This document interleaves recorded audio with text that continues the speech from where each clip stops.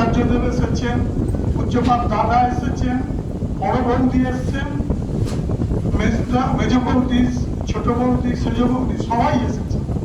সবাই এসে কত গল্প, কত পুজো, কত সে ছোট্ট ভাঙা ঘরের মতো। এটা যেন মনে হয় তাদেরই জায়গা, তারাই কেমন করে এটাকে ভরপুর করে রেখে দিয়েছে। সেইটা আজকে পূজ্যপাত দাদা আমাকে যে আশীর্বাদ করেছিলেন, সেই আশীর্বাদের ফলটা আপনারা কিন্তু উপভোগ করছেন। এটা আমার একার আশীর্বাদ না, এই আশীর্বাদটা সবার মধ্যে বিতরণ হয়েছে। সেই জন্যই আপনারা এই আশীর্বাদের ফলটা কিন্তু সবাই পাবেন। আজকে হয়তো পাচ্ছেন না, কিন্তু এটা আপনি অপেক্ষা থাকলে দেখবেন এরপর অনন্তকালের জন্য। সেই জন্য ঠাকুর প্রতিটা মুহূর্তে এই সর্বত্র এই কেন্দ্র মন্দির তৈরি করার কথা বলছে কেন? একটা স্টপিস হওয়ার পর এত মন্দির মানুষগুলোকে ঠাকুরমুখী করার জন্য। সেই জন্য এই করার উদ্দেশ্য হচ্ছে এটা যে উনি ওনার মানুষগুলোকে কুড়িয়ে নিতে এসেছেন সব জায়গায়। যখন উপযোজনাটা যখন করা হয়েছিল, আমরা সেই মধুপুর পর্যন্ত উপযোজনা করেছিলাম। এত দূর কালকে দূরে আর স্টুডিতে জমা দিতে যেতে হবে। আজকে কিন্তু সব জায়গায় কেন্দ্র মন্দির হয়ে গেছে, সবাই আবার অনলাইনেরও ব্যবস্থা হয়ে গেছে। তিনি এই ব্যবস্থাটা করেছেন কি জন্য?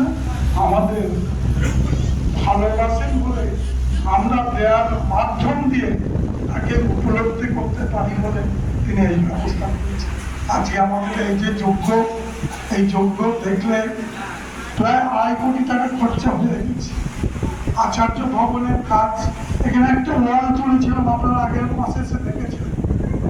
যখন ছবিটা নিয়ে গিয়ে দেখালাম, ওয়ালটা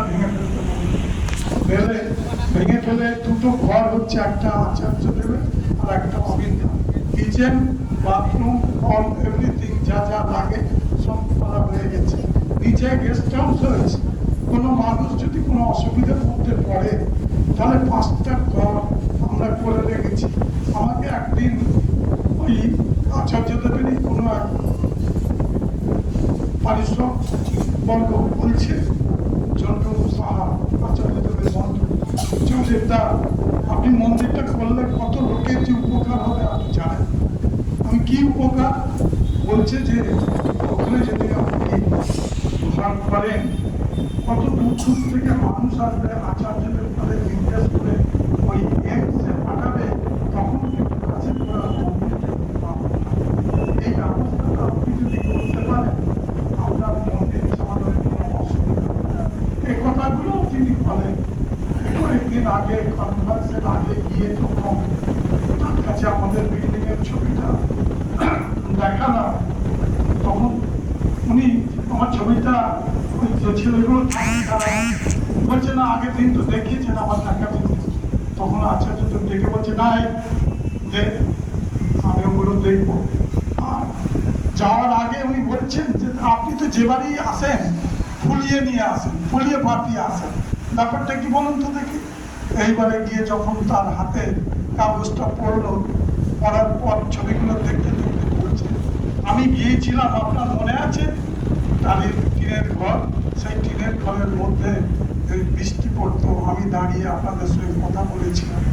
আমি বললাম আগে হ্যাঁ, বলে এটা তো এখন রাজপ্রসাদ তৈরি হয়েছে, যেটা দেখে তিনি খুব মানে খুশি, মানে এত খুশি যে খুশির কথা আপনাদের বলে বোঝাতে পারবো। সেই জন্য বাকি কাজটা যদি সবাই মিলে পূর্ণ সহযোগিতা করেন, একটা সংসারে কোনো জিনিস যদি ফুরিয়ে যায়, সেটা আনার জন্য নামালে যেন সংসারে অশান্তি বাঁধে, অসুবিধা হয়, সেটাও ঠিক কাজ। ঠাকুর তার সন্তানদের ভালো রাখার জন্য এই ব্যবস্থাপনা করেছে।